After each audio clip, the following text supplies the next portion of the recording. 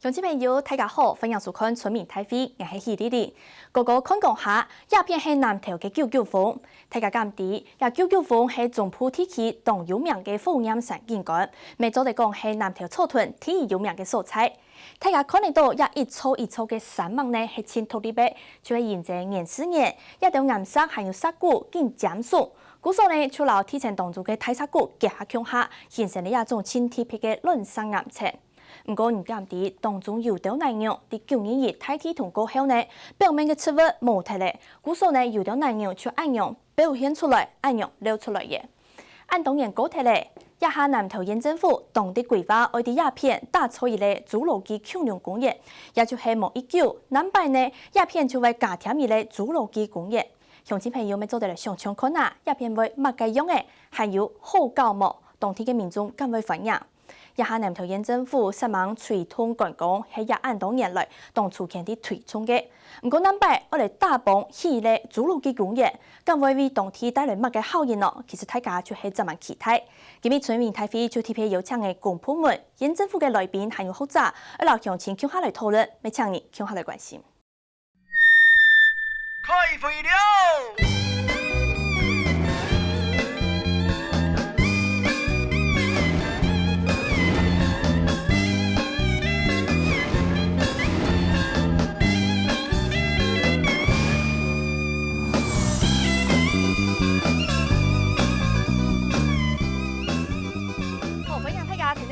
向下来到南投县草屯镇鸦片的99峰艺术生态园区，很高兴今天跟大家一起聚集在这边哦。相信很多人应该都有看过很有名的电影《侏罗纪公园》哦。未来是不是也有可能《侏罗纪公园》会在我们现在的这个地方一起来呈现，为大家这个会有恐龙报道呢？我们今天邀请大家一起来分享。今天 VTV 大家小给今日的 TP 来宾，在我左手边的第一位来宾是南投县政府南投县政府观光处的处长王彦祖，王处长你好。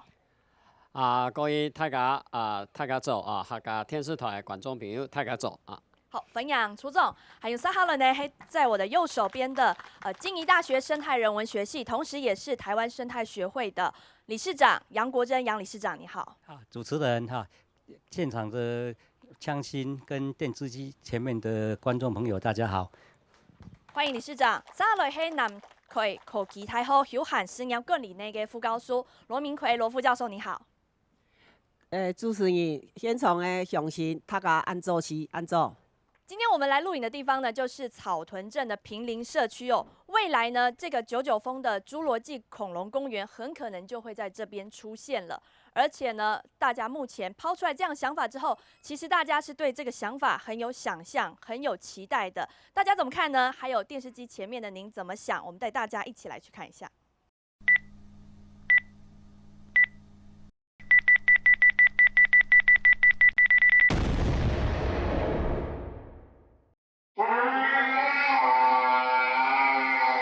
南投要盖侏罗纪公园，有兴趣吗？有可是感觉很花钱的。会使哦，这伫中部个气候个好诶，系啊，草屯这袂歹啊，你要做诶啊？我觉得蛮有兴趣的。为什么？因为它是恐龙。我是高雄人。南投要盖的话，想要去哪？会，台湾好像没有这样子的场所。对。所以你希望恐龙公园里面可以有什么东西？就像侏罗纪演的那些东西。希望在里面看到可能很多恐龙的展示吧，对啊，然后讲一下恐龙的那个历史什么的。应该是给教育的方面，小孩子这边知识的啦。让这个森林就是永远的保留这个青翠青茂。在以现在的科技我们用大自然的环境可以创造非常生动的一个侏罗纪公园加减拢无有影响，人多迄个来，该当要怎食唔下，佢要想讲顺丰有嘛该蔬菜好去。我感觉一下南投的观光硬体做得来啦，软体冇嘛拉啦，整个地方变成一个大景点、大园区。那个国道6号的延长线可能在近2年就会开通了。如果侏罗纪公园在2年后开幕的话，那将形成说我们连接到我们这边那个空中步道，还有我们那个南投市，还有另外一个天空之桥，帮我们这边带动一些我们的经济，还有农民的一个收入。如果说县长他觉得说发展侏罗纪公园这件事情很重要的话，那我们就期待说，是不是可以有别于以往的观光建设，比如说生态，可以兼顾生态、兼顾自然，然后甚至于就是说让大家有另外一种观光的方式，不再是说我们来这边吃吃喝喝、消费，然后就走了。我觉得南投很可惜没有侏罗纪那个化石，所以如果要发展侏罗纪公园，应该是蛮奇妙的事情。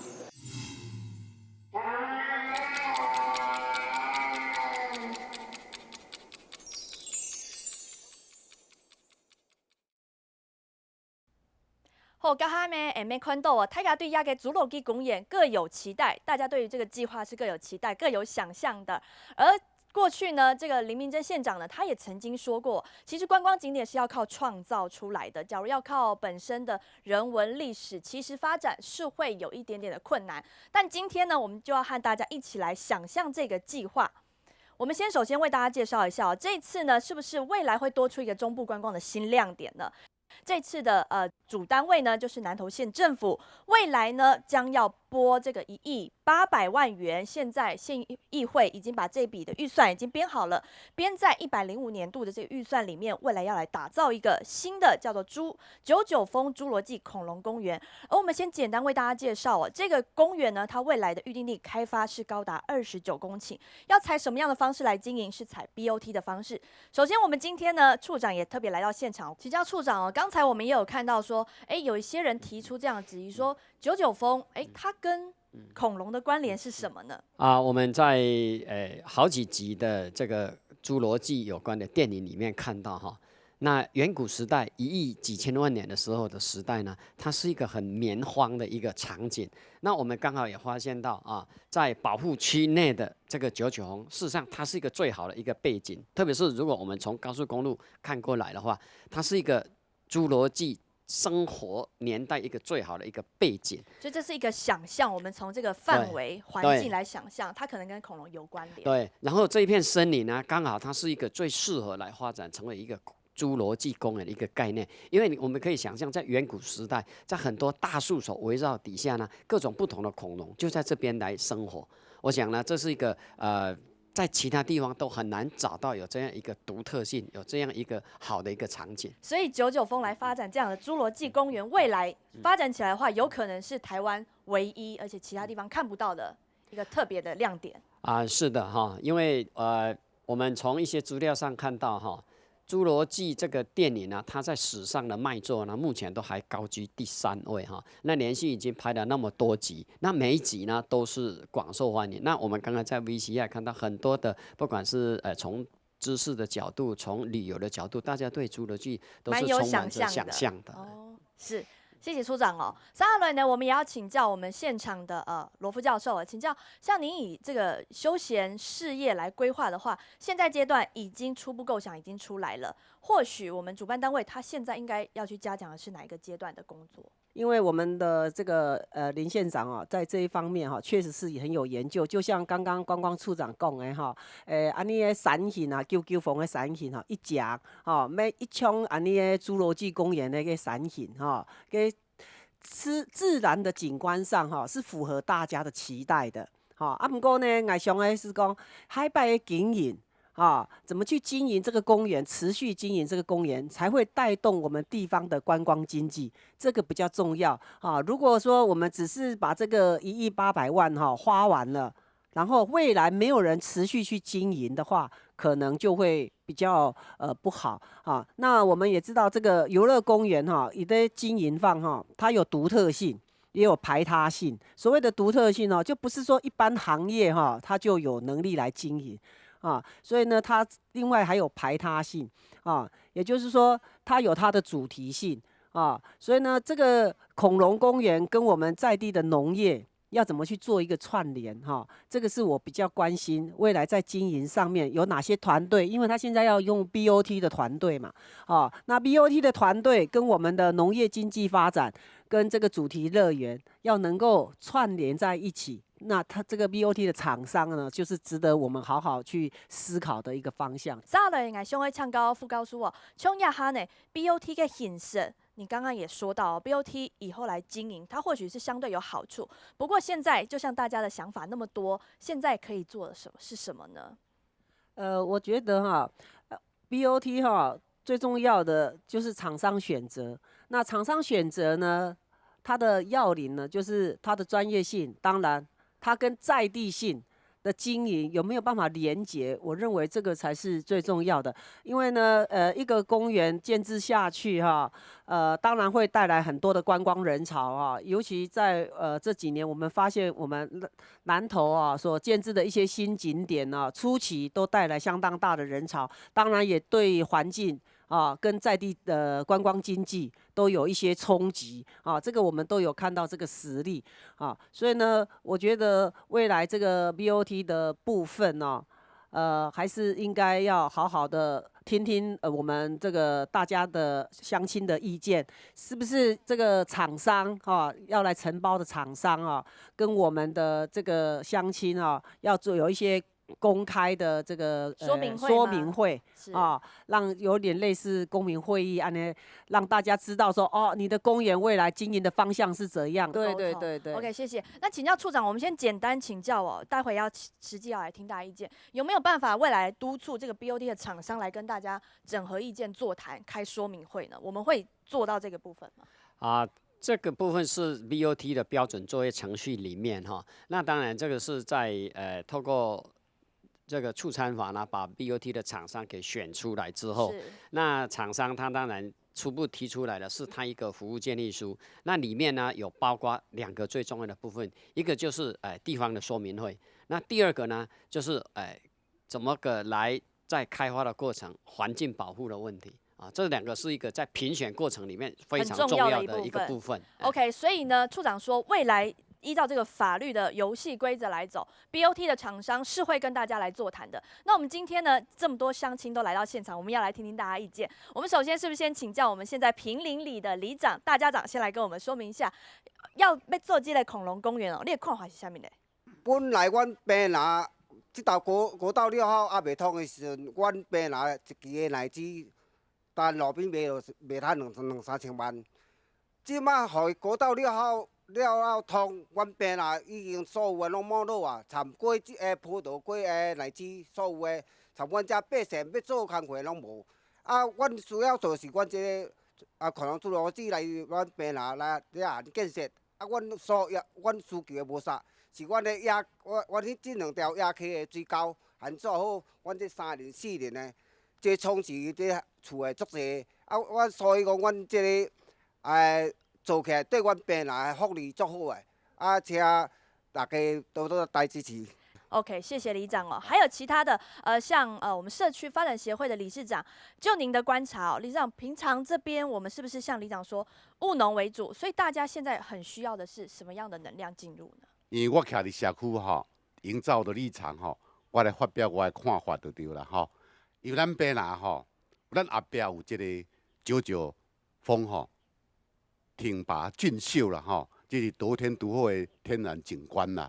很适合发展观光啦，所以我们是希望透过社区营造把阮平南产业发展开发的2、3级产业，比如讲透过农产品的加工，发展休闲观光然后来舒缓这个农产品产量贵升这个问题会当讲提升农民的收入班呢。是，谢谢理事长哦。刚才呢，2位来宾他都有提到说，农业是非常重要的。我们现场应该有蛮多种葡萄、种奶鸡，刚才都有提到这2个非常重要的植物。有没有这样子农民朋友可以跟我们分享您的看法？这侏罗纪公园的话，那以我个人我是非常赞成来做，因为平南这所在一直讲，这一个处女地的所在，你要去发展这个观光，因为休闲观光的话，一定有带动地方的丰盈。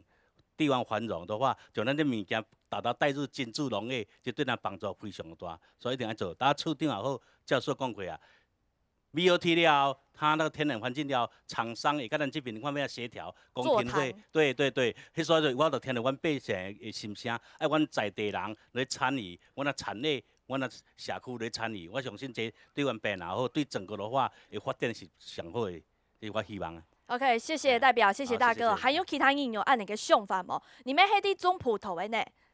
当然，我们是希望这个侏罗纪公园能够来这边开发的话，能够带动我们一些水果，我们直销的话，我们相信我们的利润会比较好。因为我们的水果荔枝都是寄到台北去啊、高雄啦，那当然中间利益我们这农民就收成就会少很多了。我希望那个县府来好好规划，让我们这个侏罗纪公园啊，在这边落地生根，而且有永续发展。我们像荔枝的话，我们可以用那个观光果园去开放啊。像这几年我就有一些日本客人来的话，直接到我荔枝园去采果，这是一种行销方式。还有新加坡的也是到我的葡萄去捡葡萄，那这是非常非常好的卖点啊。因为日本人看到荔枝是黑的，我们这边是红的，不一样了。有我们这里的竞争优势。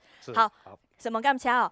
刚刚大家呢都一直说到说这个农产品其实是当地很重要的产业，我们就来看到这份数据哦，在坪林里这边呢，坪林社区农地大概是420公顷。刚才讲到的作物的最大宗是哪一个？其实就是荔枝排第一个，它在420公顷里面就占了176公顷。还有呢，刚才大家说到种葡萄呢35公顷，而这个是大家现在发展的这个一级农业，未来大家希望可以产业提升，不管是荔枝、葡萄或者香蕉，还有其他非常重要的农作物，这些可以带动起来之后，透过侏罗纪公园这样子新的观光景点带来新的人潮，这是我们大家非常想要的。现场也要请教理事长哦，在你看呢，假如说大家有这样子的想象，但是呢，现在这个地方要来开发侏罗纪公园，你看适合吗？这一块地，它就是这个所谓的崩塌的灾难区。跟我们的农耕区的嘛，这个缓冲带。老师，什么时候的崩塌呢？这个崩塌，我们看一下这一张照片呢是2003年的照片我们刚才可以看到这一条土石流，这条土石流从这边过来另外我们这边还有一条土石流从这边下来把这个森林破坏掉，从这边下来这个是9·2地震以后的，应该是桃芝纳利这个时候所形成的嘛。这一个部分，那也就是说，我们这边呢一直对吧？这个所谓的99峰，它一个鹅卵石的地形，它是很容易崩塌的。尤其是它鹅卵石之间的那个泥沙，你只要碰到水的话，它就会被掏空掉。掏空掉这个石头就会滚动，就会造成土石流。这一直就是我们这边也知道的这一个危害所以如果说我们这边的29公顷要开发为恐龙园区那我们也知道说，那到底我们县政府说要做低密度，但是这么小的区域里面，你要容纳多少人进去，你才能够赚钱？你投入了多少东西，多少的投资，你还可以回收，而且你要保持这个叫森林那这个部分我一直有疑虑了尤其是当我们这边又不设所谓的停车场主要就要规划在在外面的地方，那外面的地方它一定要有接驳车进来。那你进来以后，你再出去，你到底有多少的时间可以跟我们的社区结合，可以跟我们后面的这个地景结合？如果说我们反过头来看，如果我们把这个农业跟这个森林跟这后面的地景，我们把它结合起来，就变成一个叫做休闲观光的一个真正的产业。因为我们现在目前很清楚的，如果是财团，他投入了多少钱，他一定要赚回来，一定要回收这个回收的身上在哪里？当然就只有游客的身上。这个园区里面，未来其实有生态区、有艺术区，还有主题恐龙乐园区。那另外呢，还有露营区。其实大家是蛮期待这样子的想法的。那处长，我们实际的规划大概是怎么样呢？还有它用地有没有相关的问题要考量？我们对当地的了解，那我们启动这个案之后呢，也跟当地呢做过好几次的这个说明，都到县刊过我想可以解决3个方面的问题第一个就是刚刚里长有提到有2个野溪，那这2个野溪事实上我们查过，它并没有列入林务局的这个土石流显示区。那这个部分呢，那我们在县刊之后呢，那我们也开始启动相关的这样一个会刊的程序，做后面的一个整治，因为我们在做观光呢，有一个很重要的概念，就是说，当地的地形它会怎么样？是当地人上知影，因为他们世居在这个地方，是所以我们为什么会很快的就跟我们里长还有跟乡亲来会勘？那第二个部分就回到刚刚规划的部分哦，那刚好我们在 VCR 里面看到各地啊，包括台湾南北的游客他们的需求，刚好是跟我们目前的规划是相并存的哈。第一个就是主题的部分，那当然侏罗纪公园恐龙它的教育意义是非常重要的，所以在主题馆里面呢，就是实际的恐龙的化石，还有其他侏罗纪时代，包括怎么去考古的这一些所谓知识性的东西呢，我们会有一个主题馆。因为游客的品味现在越来越高，他们希望看到的侏罗纪公园不只是在电影上看到的，他们更希望在现场的实景，像在这个草坪上可以看到小小的恐龙比较跑过去，生动，对不对？比较生动的。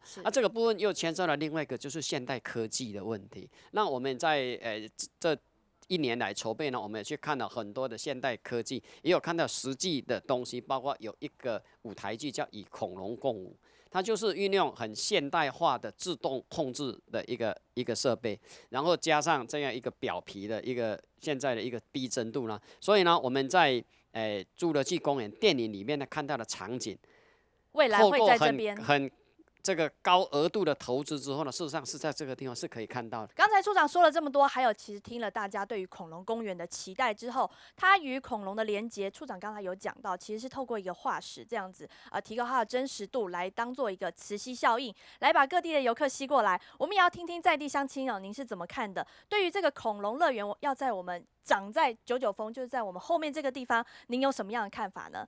我们社区总干事是不是也可以请您跟我们分享一下？第一个，我们为什么会非常的期待？因为以前就如我们乡亲所说的，太多的开发案在这边都没有成功，所以我们很期望这次能够成功。好，这是我们乡亲为什么会抱以这么大希望的原因。好，真的就是以前失望太久了，失望太多次了。好，那希望藉由这一次来成功。当然，我也是希望说。我是土生土长，我不是土生土长，但是我的阿公就住在这里，我爸爸是在这里生的，所以也是在地人。对这一份，我虽然是家这边，对我也是希望我一直都居住在这个地方，我希望我这块土地能够永续下来。永续是，这是我最期望，就是永续。可是呢，我们要思考，第一个，刚刚大家都提到希望要野溪整治，是，但是我们野溪整治一定要跟这个恐龙公园结合在一起吗？我们以前有些开发案为什么不成功？就是因为我们有这些环保的问题，所以环保的问题不是因为这个公园我们才要做的，环保我们本来就应该要做的，我们不希望像小林村发生问题之后，然后政府才来救。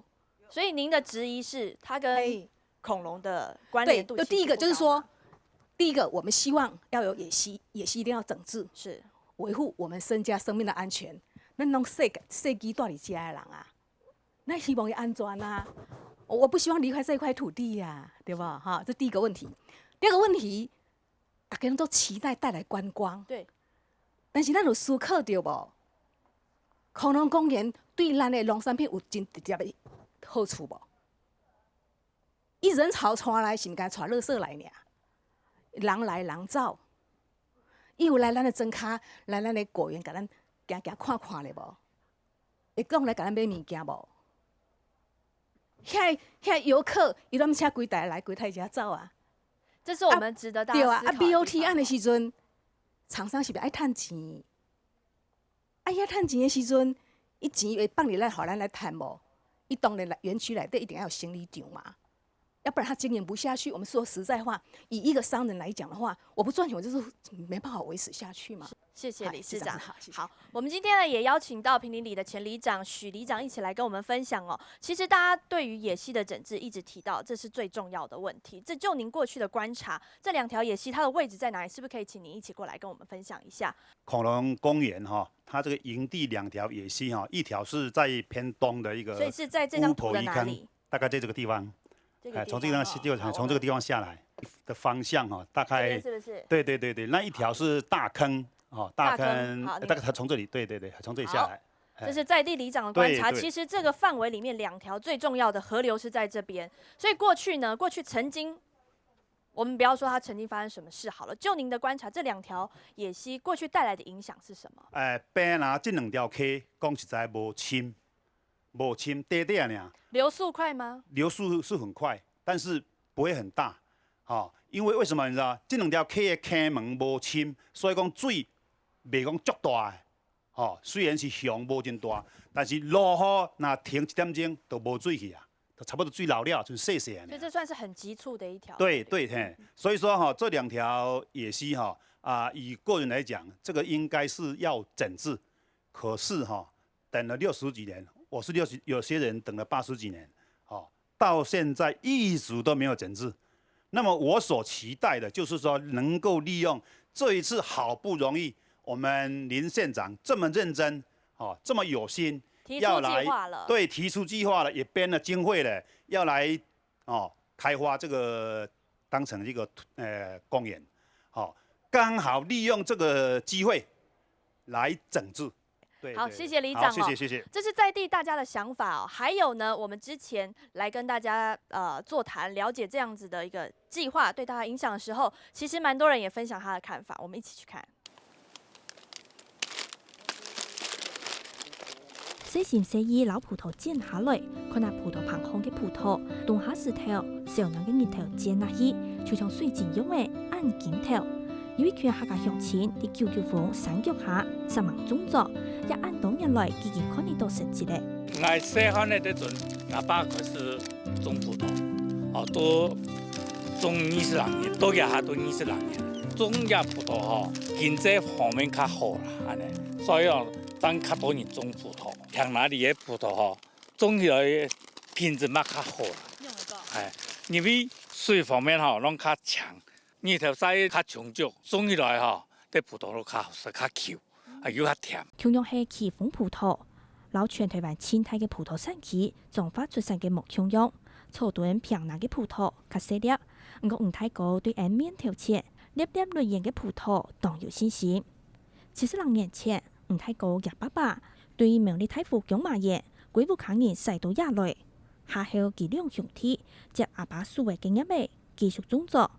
一下啲順風無限天數嘅，就係唔太過夾嚟嘅，夾到鬼父抗人按強心啲呀，10萬大兵。我都種玫瑰花，種嚟到921地震後整個地形的變化我都揾種有機蔬菜。聽講南投縣政府為啲亞開侏羅紀公園嘅消息一出來，有人知道以後，大家望定更種綠色嘅平南沙區，有人來講有新嘅建設為行嘅發展。我依反映嘅恐龍公園內也做，唔過嚟地方期望佢邊地方結合啦，帶動地方嘅產業，本地方較有發展。而家到一年都陸續嘅有物嘅因台深山嘅就陸續賣，佢假使有停車場啦，也講那單位佢設啲販賣場因都配合落啲單位推銷農產品。做生意、做事、工業嘅。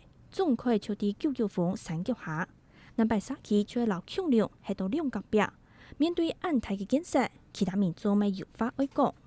縣政府要縣長要好嘅講，如果佢咩佢員工嘅，青菜公公80萬有一片嘅，水量向啦，熱風啦，嘅土石流冇計嘅，嘅水山嘅流，嚇唔會歸乾嚟。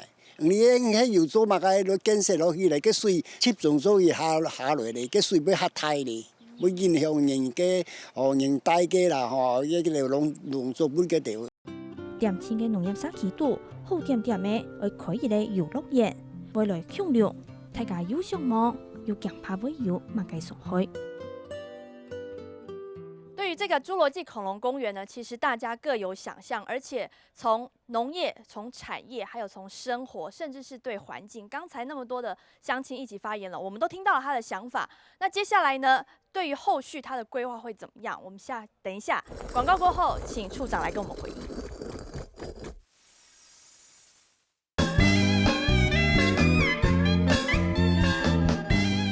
上一階段呢，剛才處長也提到，很多人都看過《侏羅紀》這部電影很有名哦。還有其他的呢，像縣政府呢，透過這樣子的相關的恐龍的一些演出，還有內容，現在要擘畫一個恐龍公園，要在我們99峰這邊建制起来，要盖起来了。刚才呢也一直提到啊，其实这次不是很单纯的只有一个低密度的这样子的环境而已，其实有生态馆、艺术区、露营区，甚至还有非常身临其境的恐龙小火车都来了。对于这样子的想法呢，是不是可以符合乡亲的期待？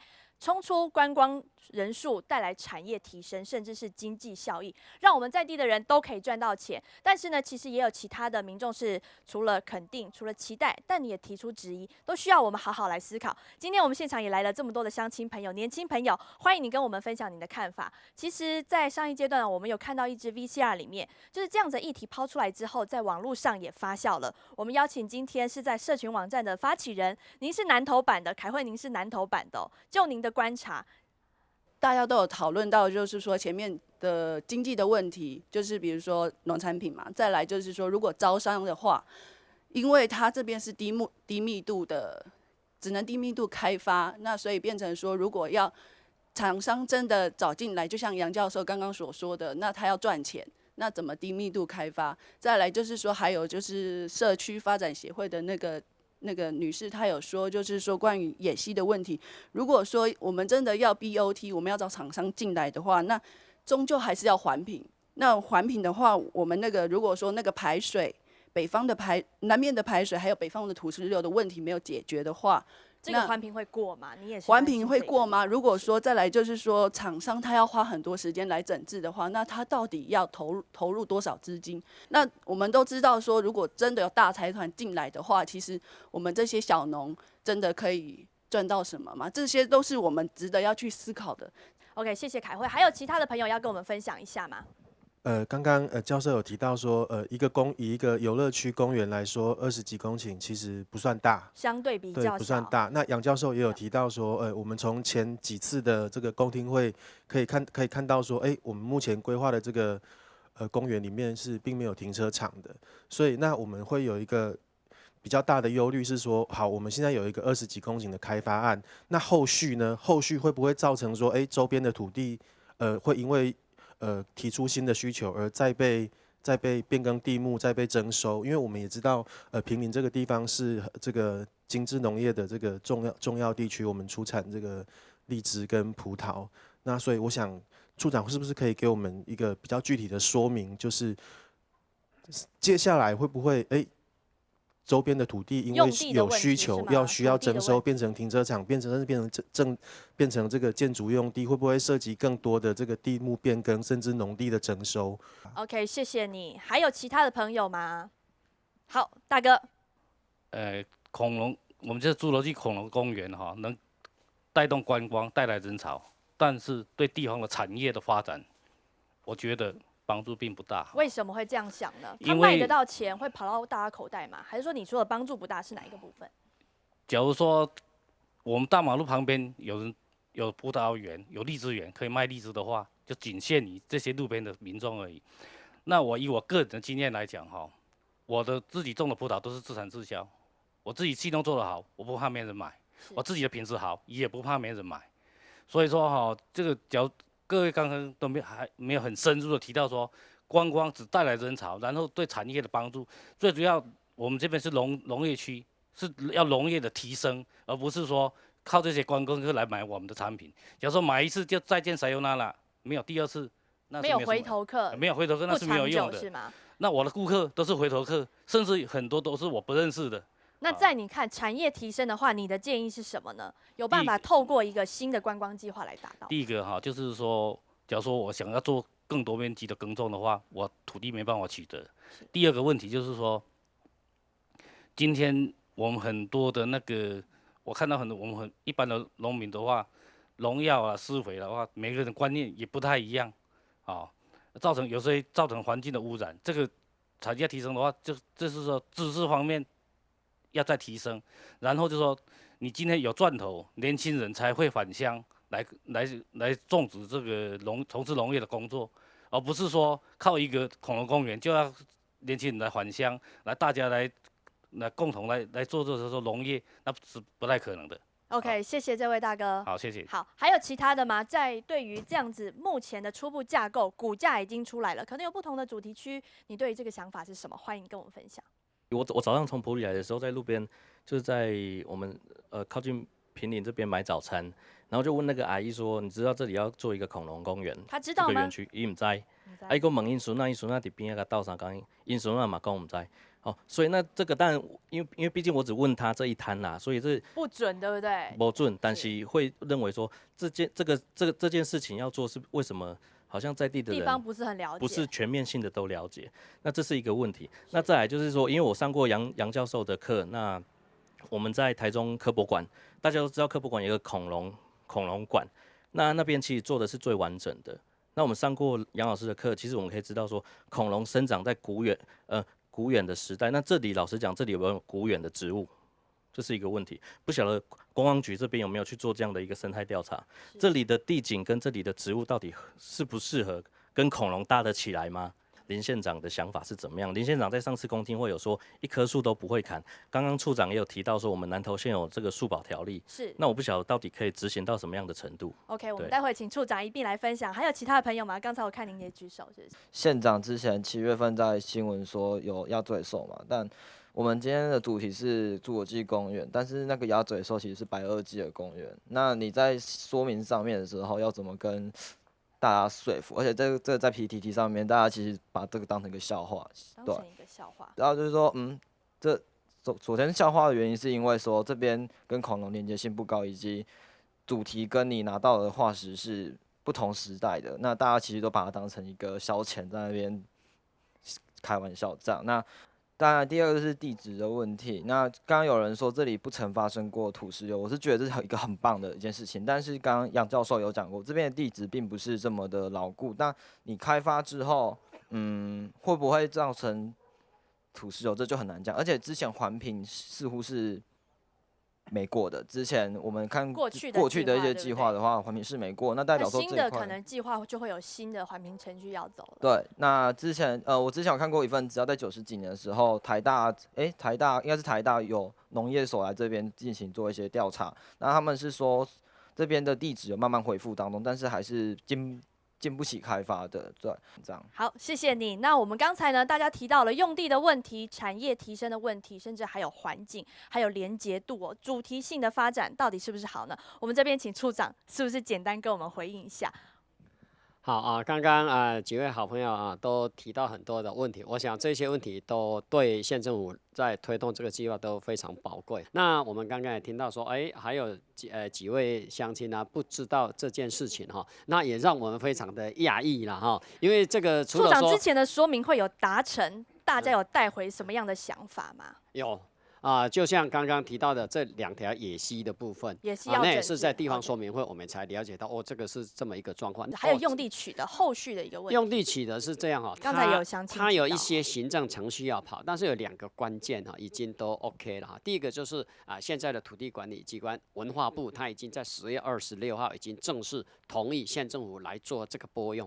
那第二个部分呢，就是拨用的土地价款，这个也要顺便说明。刚刚提到那1.8亿呢，那个是土地拨用的价款那现在我们已经在跑这个土地拨用的程序，那土地拨用的价款呢，也感谢议会的这个支持呢，已经在明年度的预算呢已经正式纳进了，所以土地后续现在按照行政程序已经都在跑了。所以刚才处长有人提到说，会不会以后为了要开发，附近要征地，有这样的问题在吗？没有这个问题存在。那事实上，如果真的会走到土地征收的话，我想很多的农民他也会很高兴，但是不会有土地征收的问题，因为这个地方的农业也是将来侏罗纪公园里面吸引游客的一个很重要的因素。OK， 好，谢谢处长。刚才有提到说我们要来开发一个深度旅游，这当中当然有很多需要去思考的地方，都需要慢慢的再透过时间。大家一起来思考，但是不是呢？真的是要透过一个新的游乐亮点来拼出观光，提升它的效益呢？因为我们南投刚刚大家都提到除了99峰之外，还有很好的自然资源，而且附近也有很多已经继承的周边景点在这边了。我们是不是未来可以串联起来，透过开发一个新的侏罗纪公园，达到真正的深度旅游呢？值得大家去思考一下。而目前目前抛出来的就是希望说，恐龙公园它未来1年就可以带来200万的观光人次。对于这样子的数目字呢，其实今天我们也听到大家有所期待，有所质疑，甚至刚刚也有人提到说，是不是应该要先来盘点一下南投这边的观光景点呢？我们这边就要跟大家分享一下，不知道电视机前面的观众朋友，还有我们在场的乡亲，你有没有发现到，目前我们南投的观光景点，你觉得足够吗？还是觉得有所不足？或者是说，你有没有发现，目前南投这边观光类的吊桥好像越来越多了？就2位吗？好。是为用业人员讲的，无出一种支票，人处理天荡高很较全呢。这边走一走会啊，再走一走看一看，还不错。因为有去考证，对，觉得很可怕。没有啊，就是不敢看下面这样子。离无落带有70工厂，新设、设计、行过去就知道尾行有600公司工厂安装嘅南投天空之橋。2011年启用嘅下，早地講係全台灣清楚嘅先橋，實冇想到也講係全台灣清楚嘅好名聲，唔是結局，大家就知道南投。太多嘅啊，東亞都跳橋，一周差唔多。屏東有咩有？嘉義有咩有？啊，桃園有咩有？南投都幾下跳嘅，幾下跳安尼有嘛意思呢？啊，強用嘅大家落去跳都會啊，啊，做冇強用嘅。天台嘅隔壁鄉鎮總了有空中鋪頭，個個看講下，可能到涼風水沖。橋面貴用為挑工嘅玻璃，然下見下要攞欄杆刻到黑黑。看起來當場很得人驚嘅。講無啥會卡完啊，軟啊，解過下家啦。無啥夠長，佫較處理較恐怖，較感覺較趣味。但是哪有恐怖？就是有恐怖。想要來無？哈，唔係啦，一擺就好啊。新設愛行較新設，設計愛行較設計。現時南投唔但搶一兩處，新義鄉有竹山天台，行較琉璃港子橋。南擺南投縣政府想愛再個打造3處高空線橋。行較出喺南投，下去南埔、嘉義、屏東有行較長嘅，上來北埔有2個縣市，沒看得到天空鋪頭。感覺很壯觀，就是因為很少機會可以在瀑布上面這樣看。這個很天然，雖然比較短了一點點。透明的感覺怎麼樣？透明，這個比較透明，哎，對，這個看像比那個還要恐怖一點點呢。時間帶你轉到2015年，全台灣推出嘅天空鋪頭，當時就係啲桃園嘅西湖來風景區，一下新年高鐵咧，經營咁樣嘅喏，帶嚟看下一片嘅經營成效。去年開幕滿半年，一片就衝下有40萬客家人次來到一片。今年對大家來講，現在一個景點動新設、動特別，故數今年創新高有47萬嘅人數來到一片。過後3年呢，當然都係呈現輕穩定嘅成長，都有35萬嘅人數，算係一種穩定嘅狀態。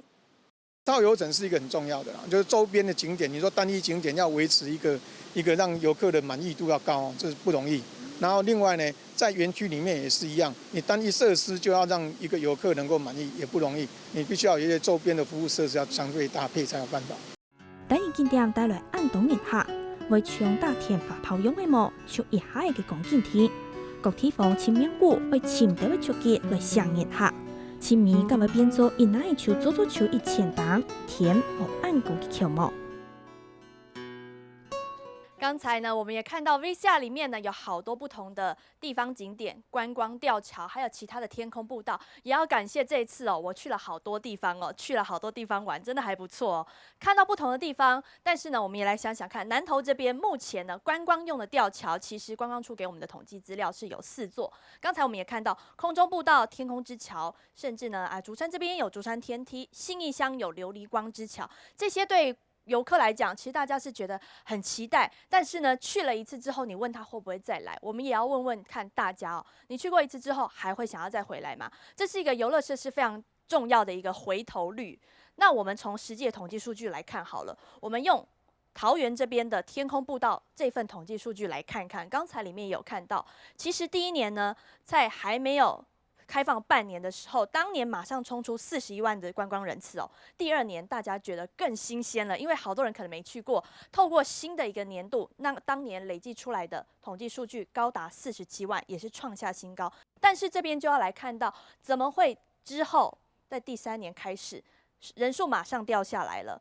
这边要请教副教授哦，副教授像按呢哦，给游乐设施还有景点，走起来讲，还有对大家来讲，后续要吸引大家来的关键可能是什么？还有您看到像天空步道，还有天空之桥之外，在地的景点发展的怎么样？您的观察？我们南投县是采有动因整的开发不过呢，这开发的这些景点都是属于小景点，没有整体开发。就像我刚刚讲的，我们的恐龙侏罗纪公园它的面积只有20几公顷而已，你要做一个主题乐园，确实是太少了一点那所以呢，我们对于这种小景点的开发你要希望它可以持续带来这个观光客这是有困难的因为它就是景点小，所以它客人停留的时间基本上就是短的我们看一下一般游乐场它在经营成功的地方就是它除了有固定的设施之外，它还有动态的表演。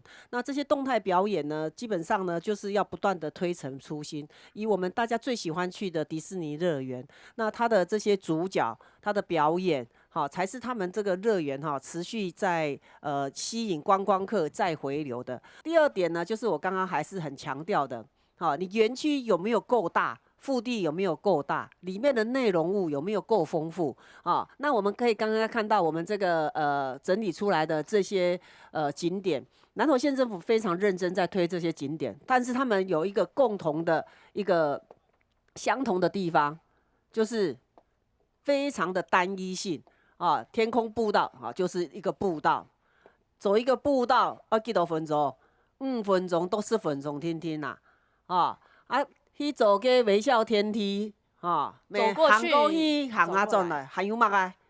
无乜个的，系嘛？所以佢唔可以停留喺多长久，佢乜唔可以过来过行街一摆。如果我们这个地方恐龙公园可以成功的话，相对的，我相信刚刚那一些去一下下的这些小景点如果透过县政府再努力一下下，可以串联起来，把它串联成一个套装行程那我相信你看我们草屯隔壁就是中寮，对不对？再走出去就是南投，然后呢，再往跟国信义乡里面信义乡走都可以。所以，我们草屯这个地方是非常好的。所以，有关于这些小景点它已经设置好了你咩唔好影响佢用来去活化，安尼呀他去个安尼的乡亲他个来上课那。感谢副教授像是目前我们也像是在整合大家的意见，因为目前呢，大家意见也是蛮多的。有人希望能够促进产业发展，有人希望能够提振文化观光，还有我们刚才也看到实际这个计划的开发内容是什么，大家有期待，但是也有质疑，还有评估。大家很重视的是整治野溪，现在这个环境条件是怎么样？需要大家来盘点一下。最后达到招商之后启动促参，后续就算真的盖了起来之后，我们公部门怎么样去监督，可以真正防蚊子馆呢？现在大家做下去之后很害怕，就是蚊子馆，大家来了一次，就像有人说我不会再来第2次了，这怎么办呢？乡亲，你希望这样子吗？我相信大家自己心中都有个答案最后，我们再开放现场的民众跟我们分享您的看法，好吗？这个案子其实我们都很关心那也稍微有做了一些对于这个环评上面的了解。那这个案子是在85年的时候，这个99就是文化部这个以这个99峰艺术村来申请通过环评。那个时候其实就已经申请了26公顷的这个整个开发的范围，但是呢，是因为这个921地震发生之后呢，所以才在这个89年的时候就停止，而且把这个整个环评的计划限缩到4.8公顷。那现在变成说县政府要拿回来从文化部那边拿回来说他们自己目前就20公顷的部分要再来开发，但是这个从85年现在已经10年的20年的时间了。那这20年的时间，其实我们很多的水土保持法，还有这个甚至于地质法，对地质法也都有新修法的通过。那在去年，也就是103年的时候，也公布了这个南投县的这个地质地滑的地质敏感区。所以在这样的一个土石流浅市区跟这个山崩地滑的地质敏感区的这种双重要件之下，其实我很害怕这样一个环境的破坏将会造成这个南投县的这个更多的这样的一个土石灾害的问题。谢谢。OK， 谢谢律师。还有其他的乡亲，其他乡亲要发表您的看法吗？泰狗你好。游乐区吼，毋免讲啥物猪，迄类讲有山有生迄类啥物假的，啥物恐龙咯，迄拢无要紧啊！你凡是做起来做会水吼，游客也来啊啦。我讲29家吼有较下吼，讲起来下是有较下。不过目前咱南投县除非啊，像讲游啊谈迄天然的以外吼，迄讲做起来像讲遐吊桥啥吼，咱29家算真快啦，来做吼做起来吼。关起来对咱的产业吼，对讲报道啦吼，乃至遮吼，应该是有帮助啦。我相信呢，今天处长一定会把大家的意见都已经一起带回去，后续的再思考一下。还有其他乡亲，好，我们先这位乡亲好吗？我有3点建议。请讲3点。一点就是讲，因为拄则咧讲咱即个面积无够，我希望讲会当尽可能甲咱平南的即个。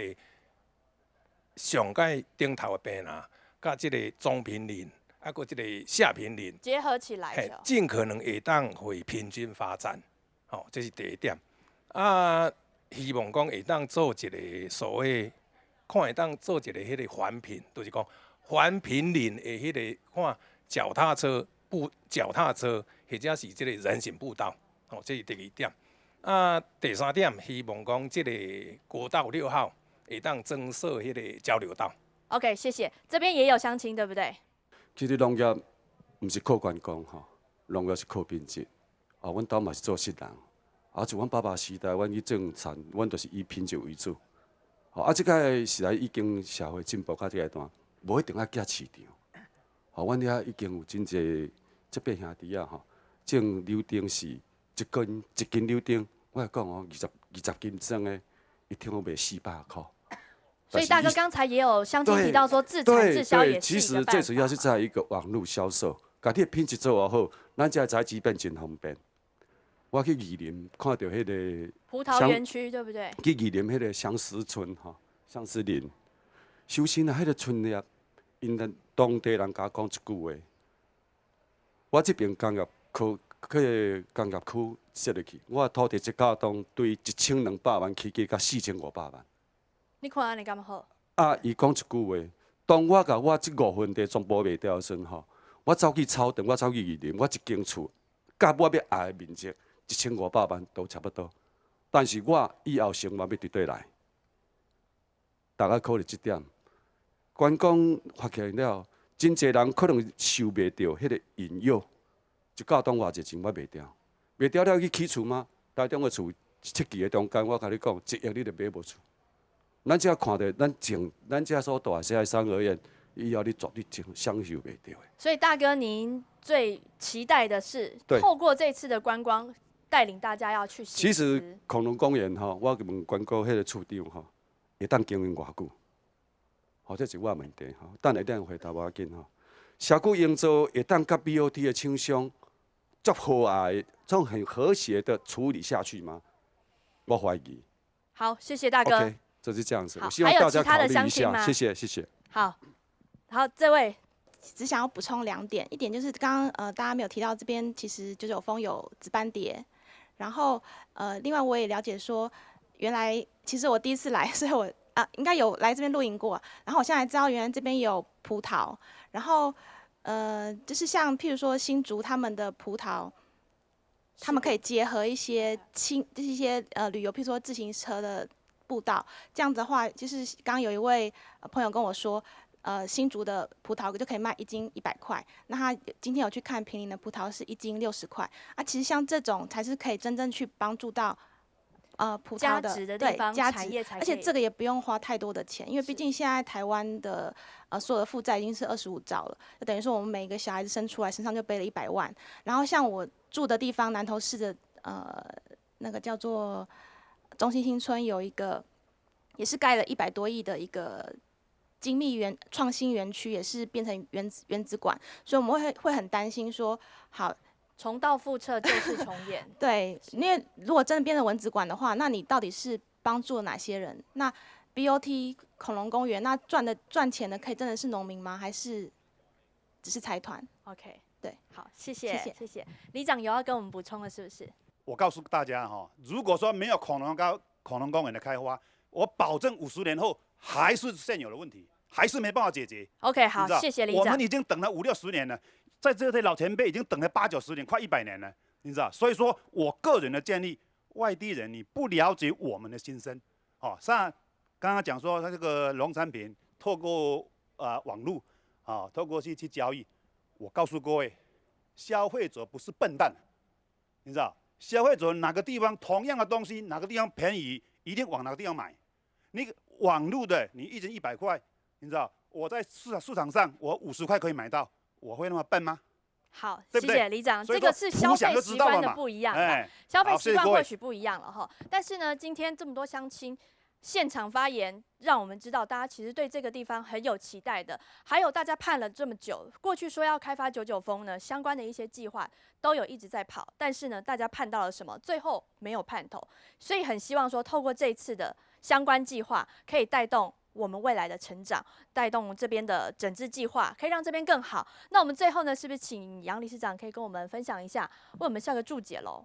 我们这个地方的森林，伊是要安怎会当有啥物提供咱这个下面咱的农业，甲咱的什么，咱的地景，来结合做伙来做一个总体的评估，统一的一个思考。所以其实最重要的是，咱爱归零，从零开始。我们做了太多的期待，就会什么有太多的失望。理事长请教我，刚才其实很多人是会希望透过这样子的恐龙公园开发，带动地方环境更好。还有呢，产业提升之后，大家口袋可以赚到更多钱，赚到更多钱。在你的看法呢？对啊，在这个是嘛，要再重新的评估。就譬如说，我们现在看到了这么29公顷的范围内，要承载那么多的事情，要承载那么复杂的东西，那么样的情况下，能够达成吗？能够把它容纳在这里面去吗？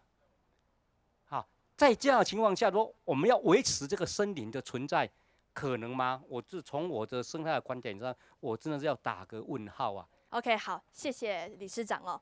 整合大家的意见，规划实际它的开发内容，好好的再想一下，评估这边大家所需要的东西、环境还有意见整合起来，最后走到招商的阶段之后，相信整个的计划都会出来了。我们最后请处长，刚才有乡亲也提到哦，这个您估计它带来的效益是什么？还有我记得比较清楚的就是说，恐龙公园它可以走多久呢？它是一个长久型的发展吗？